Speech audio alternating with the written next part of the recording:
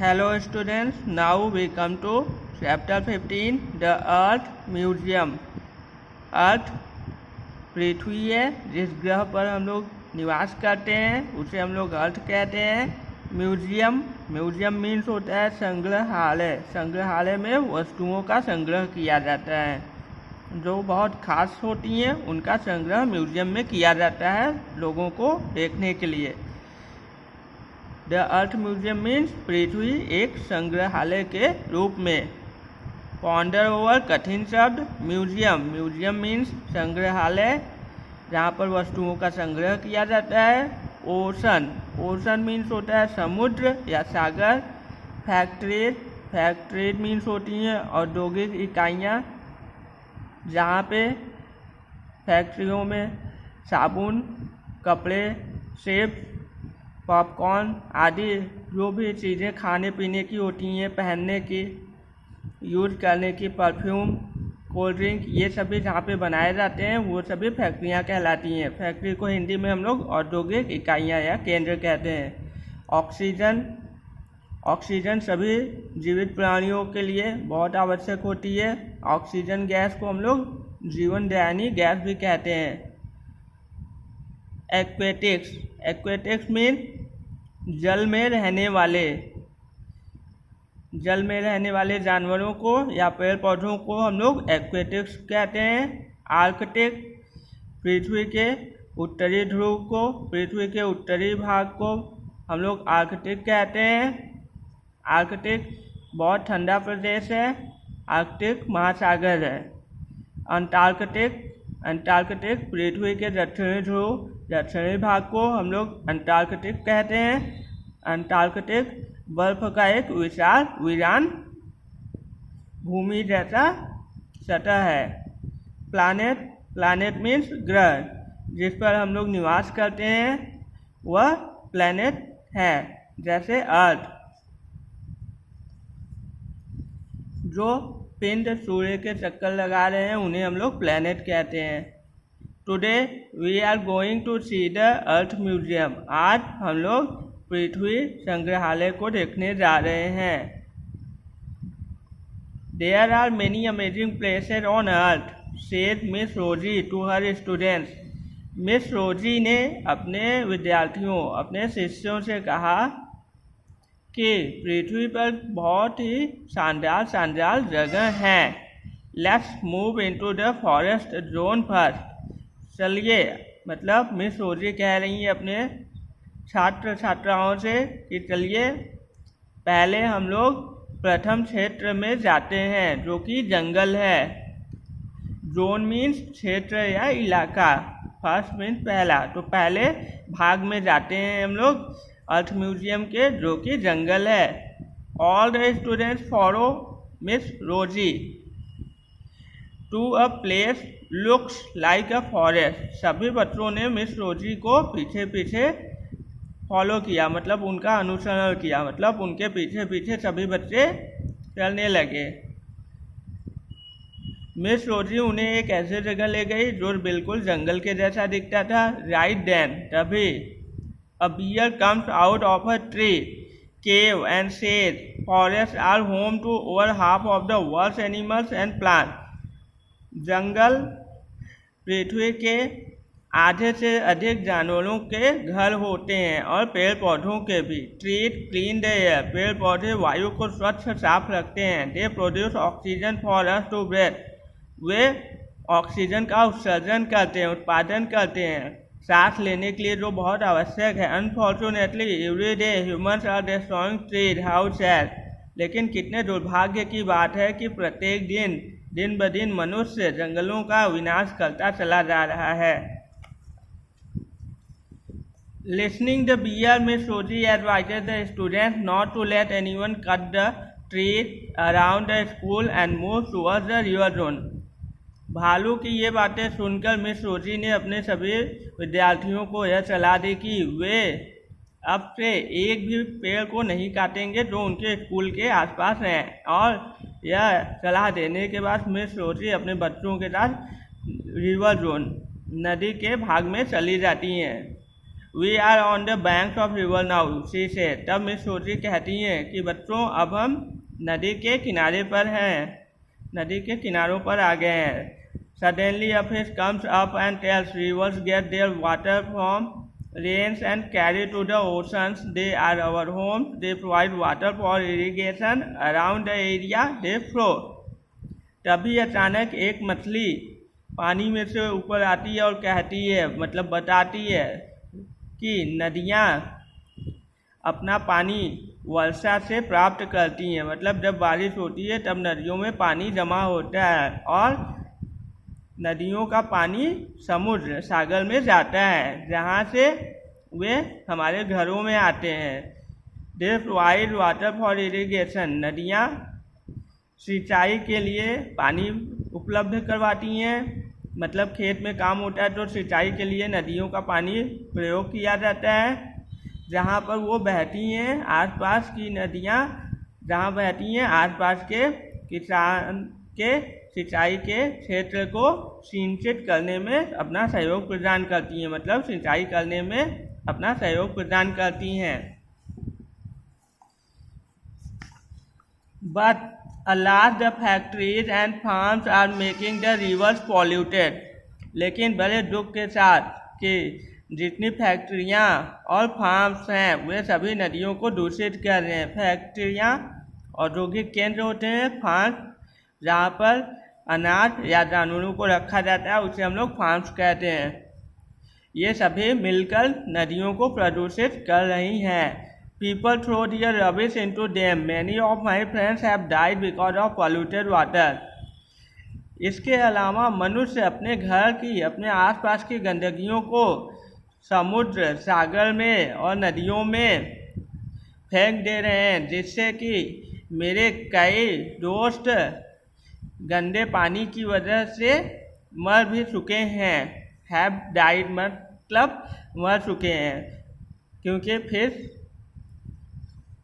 पानी में रहती हैं। अगर पानी में गंदगी ज़्यादा रहेगी तो वो सांस नहीं ले पाएंगी और वो मर जाएंगी जहर की वजह से।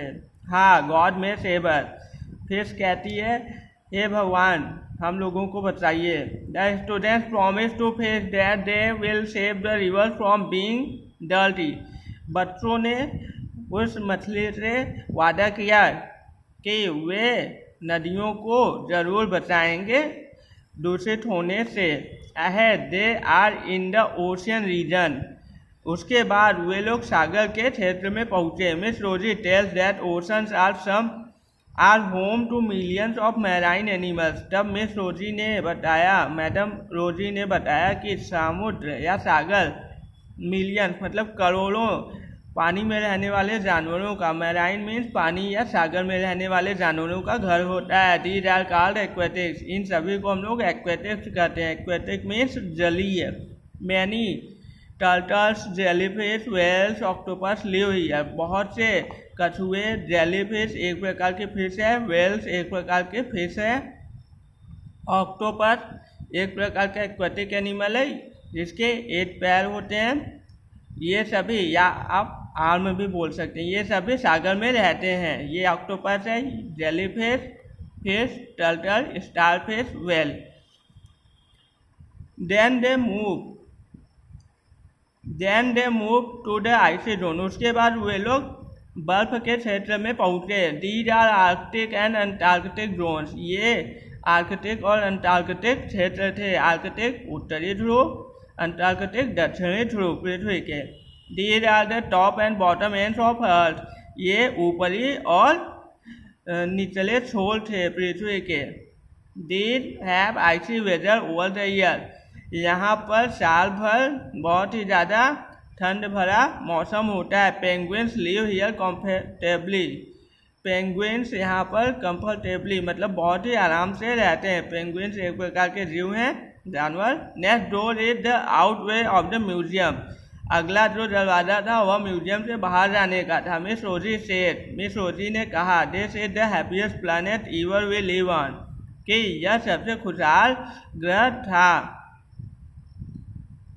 या है जिस पे हम रहते हैं। Would you not like to keep it the happiest. यह सबसे खुशहाल ग्रह है जिस पे हम रहते हैं, क्या आप लोग इसको सबसे खुशहाल नहीं बनाना चाहेंगे, रखना चाहेंगे? Yes we do and we will care of it said the student. तब बच्चों ने एक साथ कहा कि हाँ, हम ज़रूर इसे साफ स्वच्छ रखेंगे और हम इसका ध्यान भी रखेंगे।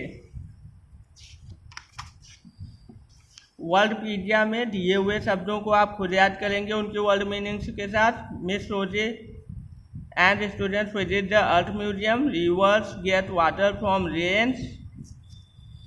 Trees clean the air. People throw their rubbish into the rivers. The Earth is the happiest planet ever. Look at the pictures and see whether the people are doing right or wrong. Picture देख के आपको बताना है कि इंसान व्यक्ति सही कर रहा है कि गलत। ये काट रहा है ट्री को, रॉन्ग है। ये पौधे को लगाकर पानी दे रहा है, ये सही काम कर रहा है। ये नदी में कचरा फेंक रहा है, ये रॉन्ग है।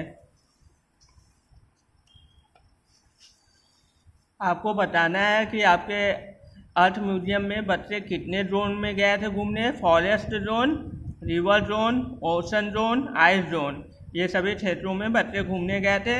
Writing assignment answer. Who is miss Rosie? Miss Rosie is the teacher of student. Where does she take the student? She take the student to the Earth Museum.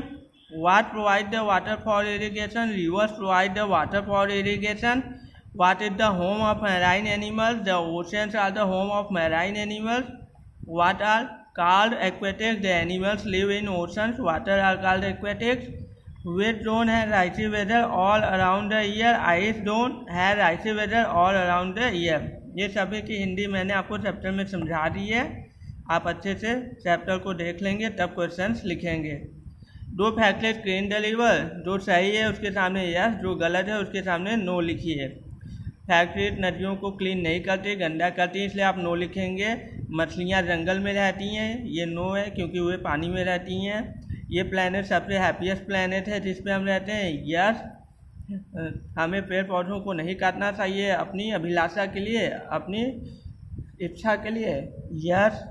Do all the animals live in forest, सभी जानवर जंगल में रहते हैं। No wild animals जंगल में रहते हैं, pet animals इंसानों के बीच रहते हैं।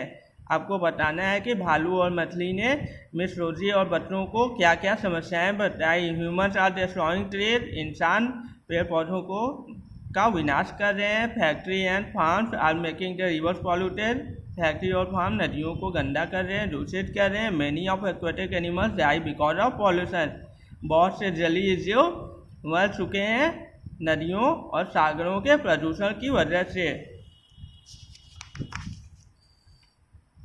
लैंग्वेज स्किल, आपको यहाँ पर वर्ड बॉक्स दिया हुआ है, इसमें आपको लिखना है अ स्कूल ऑफ फिश। मछलियों के समूह को हम लोग स्कूल ऑफ फिश कहते हैं। पेड़ों के समूह को, पेड़ों के झुंड को हम लोग अ ग्रुप ऑफ ट्रीज कहते हैं। अ स्लॉट ऑफ बियर, भालुओं के समूह को या ग्रुप को हम लोग स्लॉट कहते हैं। हडल ऑफ पेंगुइन, पेंगुइन्स के समूह को हम लोग हडल कहते हैं। फ्लावर्स, फूलों के बाग को हम लोग बेड कहते हैं या फूलों के समूह को हम लोग बेड कहते हैं। अ बेड ऑफ फ्लावर्स, बच्चों के समूह को या बच्चों के संगठन को हम लोग क्लास कह देते हैं। अ क्लास ऑफ स्टूडेंट, कचरे के ढेर को हम लोग अ हीप ऑफ ट्रैश कहते हैं। रीड एंड अंडरस्टैंड, पढ़िए और समझिए। बियर कम्स आउट, भालू बाहर आ जाता है। Miss Rosie promises, miss Rosie वचन देती हैं। Rivers get water from rains, नदियाँ वर्षा से अपना जल प्राप्त करती हैं। ट्रीज क्लीन द एयर, पेड़ पौधे वायु को स्वच्छ रखते हैं। सिंगुलर सब्जेक्ट के साथ सिंगुलर वर्ब लगता है, प्लूरल सब्जेक्ट के साथ प्लूरल वर्ब लगता है। हम लोग वर्ब में यस या यस ऐड करके उसको सिंगुलर वर्ब में बदल सकते हैं। जैसे मेक में आपने यस लगाया, मेक हो गया, ये सिंगुलर सब्जेक्ट, ये सिंगुलर वर्ब, ये प्लूरल वर्ब। ये प्लूरल वर्ब है, इसमें आपने यस लगाया, ये सिंगुलर वर्ब हो गया।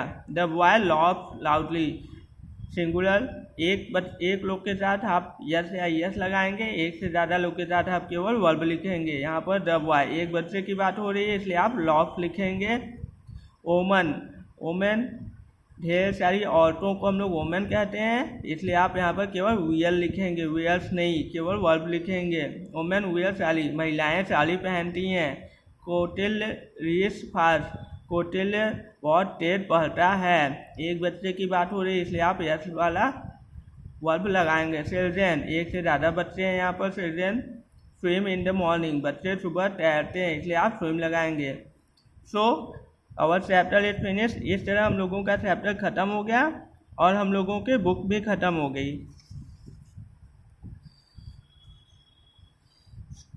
नेक्स्ट वीडियो में अब हम लोग केवल जीके समझेंगे और आप अपने इंग्लिश के सभी चैप्टर्स को अच्छे से अपनी कॉपी में करके अच्छे से समझेंगे। कोई प्रॉब्लम होगी तो आप हमें कॉल कर सकते हैं। Thank you very much.